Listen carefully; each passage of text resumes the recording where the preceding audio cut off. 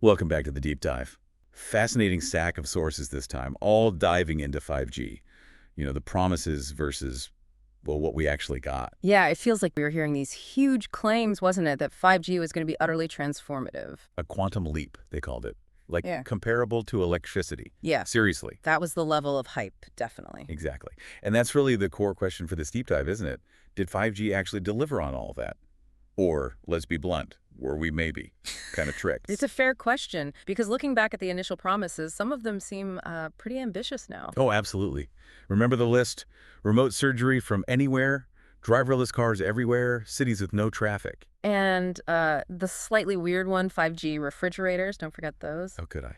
So, yeah, we need to dig into whether any of that stuff is actually, happening in a big way. And technically, it was a big shift. It wasn't just faster 4G. They introduced these completely new, higher frequencies, way up above 24 gigahertz. Right, alongside the older, lower frequencies below 5 gigahertz that we were already using. Exactly. And the idea was this massive increase in bandwidth. Like adding loads more lanes to the data highway, right? Yeah, More space for everything. that's a good analogy. More lanes, more capacity.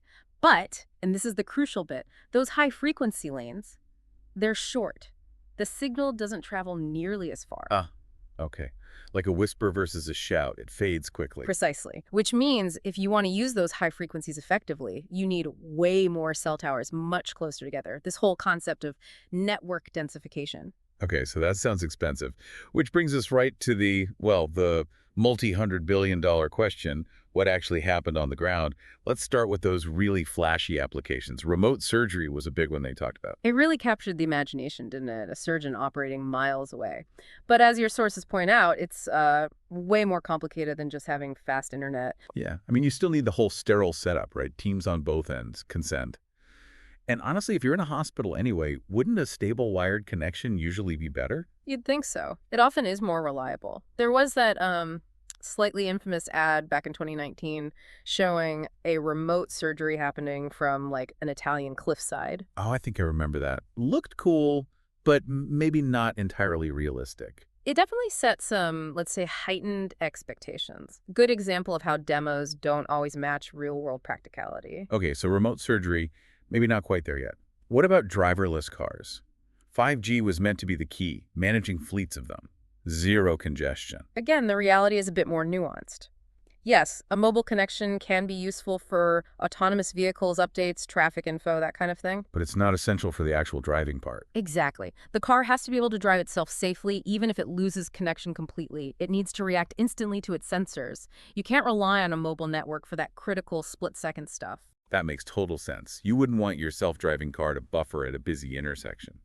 So 5G might help, but it's not the magic bullet for autonomy itself. That's a really important distinction. And it kind of applies to the whole smart city idea, too, and the Internet of Things. The marketing really pushed 5G as the enabler for all this futuristic tech. Yeah, the vision was these super efficient, interconnected cities. But so many of those things depend on innovation in other areas, right? Better sensors, smarter AI stuff the phone companies don't actually control. True. And it's interesting how the focus seems to have shifted. You mentioned a source, that PricewaterhouseCoopers report. Yeah, talking about using 5G drones for like property monitoring and insurance fraud prevention. Right. Which is, useful, I'm sure. But it's a far cry from the initial, almost sci-fi vision of ultra-convenient smart cities. It's more practical. Less glamorous, maybe. Definitely less glamorous than robot butler summoned by your 5G fridge. So if the big applications weren't immediate, what about the underlying tech, those high frequencies we talked about? The ones with more bandwidth but shorter range, needing that denser network. We've definitely seen huge investment poured into building that infrastructure, haven't we? Oh, absolutely. Right. Hundreds of billions just in the US. But for a lot of people, that initial 5G experience was, well, a bit underwhelming. Why was that? I saw the term non-standalone 5G mentioned a lot. What does that actually mean? Okay, so basically, to get 5G out the door faster, and let's be honest, probably cheaper initially, a lot of the early setup piggybacked on the existing 4G network infrastructure. So using the old foundations for the new building. Kind of? Sort of. It used the 4G core network. So while your phone might say 5G, the actual performance, the speeds, the latency often wasn't that different from good 4G. So we got the label, but maybe not the full upgrade straight away. That makes sense why it felt a bit Meh, for some. Yeah, it was more about getting the brand out there quickly than delivering a revolutionary change from day one. And then there was all the hype around millimeter wave 5G. That Yeah. was supposed to be the really fast stuff, right? Sure. Technically, yes. Millimeter wave uses those really high frequencies. Huge potential for speed and capacity. But that trade-off, the short range and getting blocked easily, it's even more extreme with millimeter wave. Right. I heard it can struggle with things like walls, leaves on trees, even just your hand holding the phone sometimes. That's the challenge. So as a result, it's not widely deployed at all. You really only find it in very specific crowded places. Think stadiums, airports, maybe some dense downtown areas. Places where you need massive capacity for lots of people in a small space.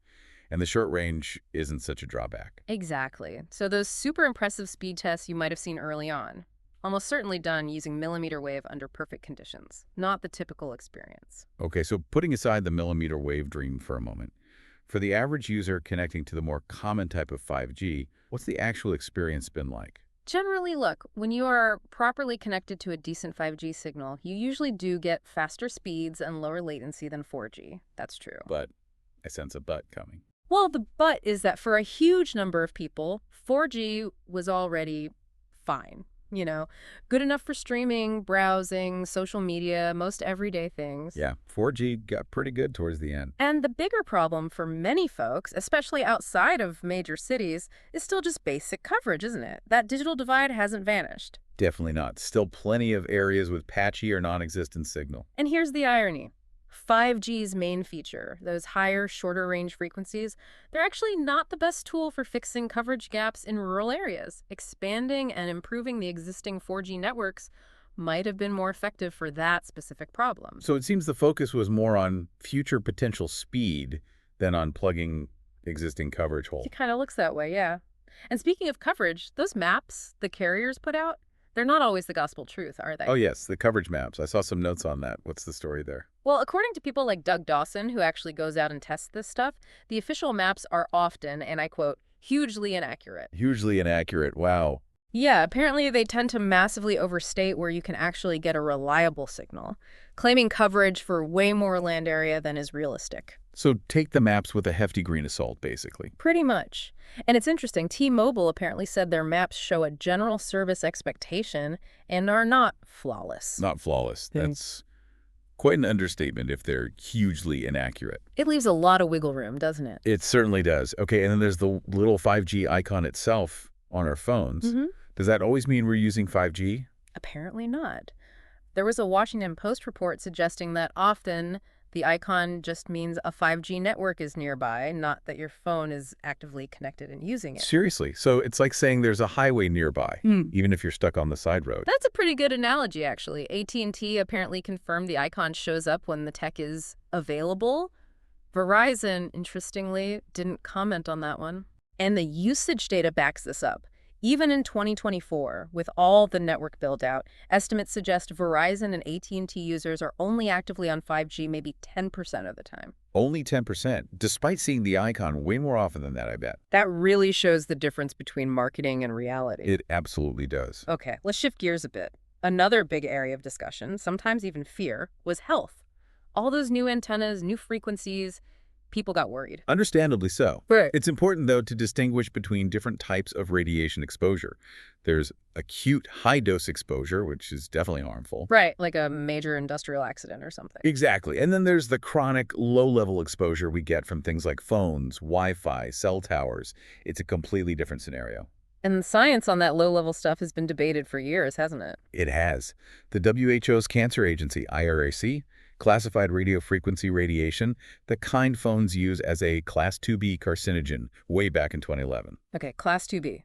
What does that actually mean in plain English? It means there's some evidence it might possibly cause cancer in humans, but it's far from conclusive. There isn't a strong proven link.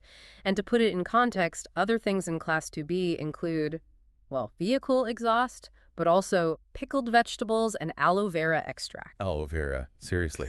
Okay, that definitely helps frame it differently. It does provide some perspective. So the key question is, does 5G itself pose some unique new radiation risk compared to 4G or 3G? And the answer seems to be. Based on current science, not really. There's nothing fundamentally different about the type of radiation. In fact, because 5G networks can be more efficient, there's an argument that overall exposure might even decrease over time, assuming data usage per person doesn't skyrocket too much. Huh.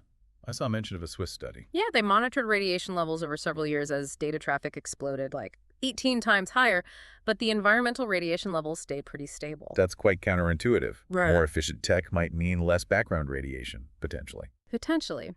But, research is always ongoing. There are studies looking at specific effects like on eyes or insects. And some countries do have stricter radiation limits than others, which signals there's still some scientific debate or caution. So it's not like the science is 100% settled forever, but the scary headlines might be overblown. Exactly. It's crucial to separate ongoing research from the kind of claims you see online saying 5G is proven harmful. Right, because those claims are pretty widespread in some corners of the internet. They are, but they just aren't backed by the bulk of scientific evidence. And often you find these claims are pushed by people who, funny enough, also sell products claiming to protect you from 5G. Ah, the magic stickers and necklaces. Precisely. The ones that supposedly block the harmful waves. The basic physics problem there is, if they actually blocked the radio waves effectively, your phone wouldn't work at all. Good point. Can't have it both ways. So it smells a bit like a conflict of interest, maybe. It certainly looks like exploiting fear for profit using unproven solutions. Okay, so if 5G hasn't quite been the revolution promised, and the major health scares seem largely unfounded based on current science, why was the hype so intense? What was driving it all? Well, there were quite a few powerful drivers. First and foremost, just the sheer amount of money the carriers invested. We're talking over $100 billion just buying the spectrum licenses from the FCC. Wow, just for the licenses, before even building anything. Exactly. And then billions upon billions more upgrading the actual network gear. When you spend that kind of money, you really need to convince everyone, investors, customers, that it's worth it. You need a return on that massive investment. But have they actually seen it?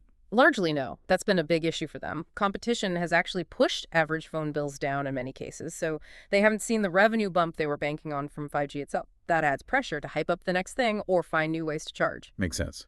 So pressure from the carriers. Who else benefits from a big generational upgrade? Well, obviously the companies that make all the network equipment, your Ericssons, your Nokias. A new generation means selling tons of new antennas, base stations, software upgrades. It's huge business for them. So they have a vested interest in pushing for these upgrades too. Absolutely. And they, along with industry trade groups, spend a lot on lobbying, convincing governments that each new G is essential for economic growth, national security, you name it. Creating that sense of urgency. Exactly. Which leads directly to that whole 5G race narrative we heard so much about. Oh yeah, the idea that countries were competing, like a new space race, to deploy 5G first. It was a powerful story. But looking back, is there any real evidence that the countries that rolled out 5G earliest gained some massive economic advantage because of it? Not really. It seems more about national pride and marketing than concrete benefits of being first. Interesting. So manufactured race, perhaps. And didn't the Tokyo Olympics play a role too? That's another fascinating piece. Japan was really pushing to have widespread 5G ready for the Olympics, originally scheduled for 2020. That pressure actually squeezed the typical 10-year development cycle for a new mobile generation down to about 8 years. Rushing the process a bit. It certainly seems like it might have compressed the timeline, potentially contributing to some of the initial wrinkles and the feeling that it wasn't quite ready for prime time when it first launched. So a perfect storm. Yeah. Huge carrier investment, needing justification, equipment makers eager to sell new gear, intense lobbying, a manufactured race, and Olympic deadlines forcing the pace. No wonder the hype was deafening. It all feeds into itself, creating this massive momentum. Okay, so looking forward then. Is the dream still alive for 5G? Are there experts who think it just needs more time or a better implementation? Yes, definitely. You hear the argument that we haven't really seen true 5G yet. They talk about standalone 5G networks built entirely on a 5G core, not relying on 4G bits. The idea is that WINS will unlock the super low latency and other promised features that we just haven't 5G'd hard enough, basically. Standalone 5G, okay. And what about that theory about odd versus even generations? Yeah, the idea that maybe 1G, 3G, and 5G are The stepping stones, the awkward phases where they figure things out. And 2G, 4G, and maybe 6G are where it gets refined and really delivers for users. That's the theory. So some are pinning their hopes on 6G to be the real game changer, learning the lessons from 5G. Not everyone is convinced 5G's issues were just about timing or needing a standalone version. No, definitely not. Some of the experts cited in your sources are much more critical. They argue that some fundamental choices made for 5G were just, well, flawed. The specific frequencies chosen, maybe being too optimistic about how signals would behave. Terrible choices, I think one source called them. That level of criticism, yes. And there's a real worry among some that 6G development might just be repeating the same mistakes, chasing specs over real-world usability. One expert bluntly called the current 6G direction a joke, quite frankly. Oof. There's not exactly a vote of confidence. Yeah. Is there any alternative vision being discussed? There are ideas out there. William Webb, for instance, talks about a future that's less about distinct Gs and more about seamlessly integrating everything, mobile, Wi-Fi, even satellite, into one unified network.